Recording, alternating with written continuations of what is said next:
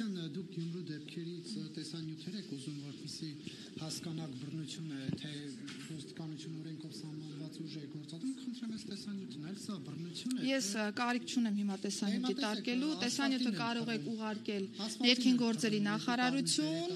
ես բացատրեցի ֆիզիկական ուժի գործադրման եւ ծեծի կամ մնացյալ դրվագների տարբերությունը, ուղարկեք Ներքին գործերի նախարարության անվտանգության վարչություն, կդիտարկենք, եթե հիմքեր լինեն անպայմանորեն վրա կհասնի քննություն։ Կարմիր բերետավոր 18 տարեկան տղային գցում են ասֆալտին, դա համաչափ ուժ կարող է ուժի կիրառում կարող է համարվել, թե ոչ։ Ես հիմա